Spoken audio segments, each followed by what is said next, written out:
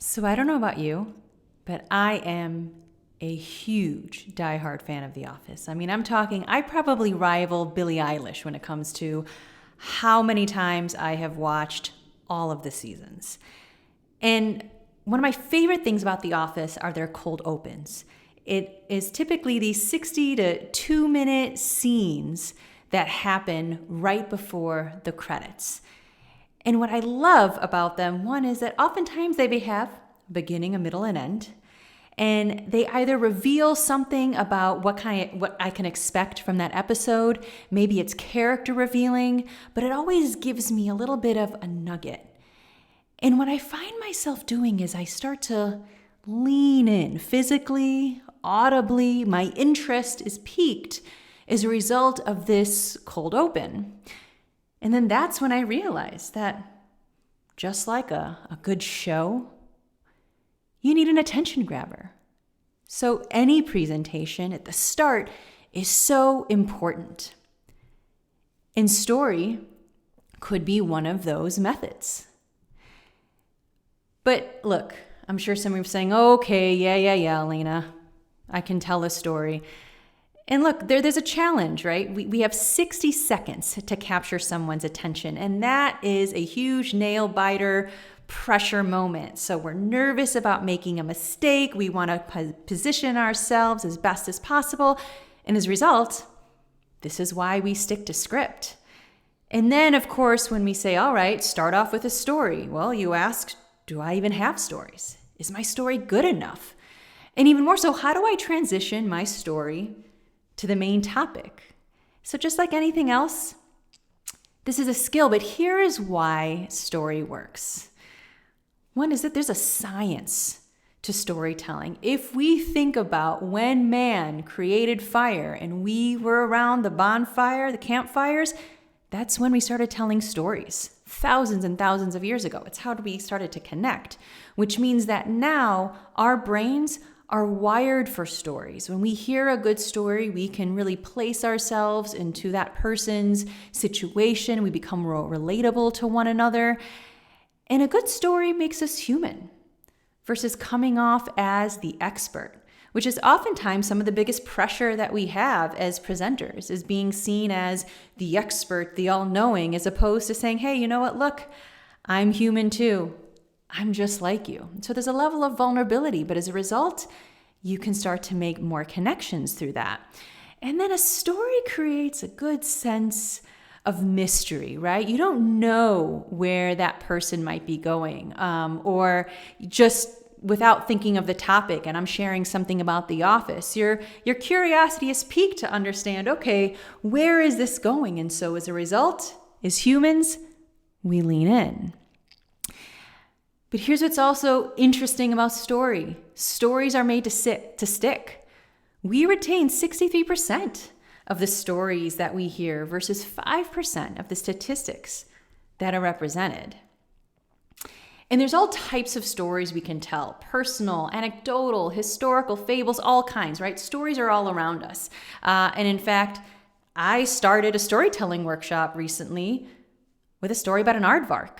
And the story about that aardvark had to do with the origins of Pictionary, and inevitably the key message of the Pictionary's founder, which was that he just had to start. And just like a story, it's just about starting. But out of all of the many stories that you can share, and look, any story is great, the personal is typically some of the most effective, and one that often is the most challenging, and one that you want to get really good at. And we've all seen some incredible storytellers in the wild who can speak from personal experience. If you look at many TED Talks, they're going to kick it off with a story. If you look at, Brené Brown or Simon Sinek, these are experts when it comes to kicking off their presentation with a story. And so here's some tips to get started. One is really thinking about what is the overall key message of the presentation. Take me, for example. The key message for when I started my story was to make sure that you can see story is an important way to start a presentation. And so when I brought up the example of The Office, That inevitably was a story around how I came to realize the value of kicking off with a story. I know it's super, super meta here, but I hope you get the idea. And so especially when it comes to the personal stories, you do have to take some time to dig a bit deeper, to think about both large stories, but often it's just kind of the small, sometimes mundane stories we think about that really help us to understand and more reflect on how we might be personally relating to the message of this presentation. And you may say that you can't find it. I promise you, you can. There's a reason why you might feel personally connected to this presentation. That's an important story to tell. Naturally, you want to keep it short and sweet, just like a cold open. 60 seconds, max 2 minutes, because you really want to use that as a quick way to transition into the overall topic and maximize the time. And then, of course, there's a power of visuals, right? Look, I'm a filmmaker. I can speak on the power of visuals all day long. Clearly, I'm on Prezi, right? We see the value of visuals. But what's also really cool about visuals that I find myself, especially when kicking off with the story, is that these visuals can kind of keep you on track and keep you a bit structured so that when you move from one visual to the next, you know also the key moment to switch to that part of the story. Memorize the first 1 to 2 lines and let the rest flow. So I think you all remember what mine was. Speaking of prompts, mine was, I don't know about you, but ...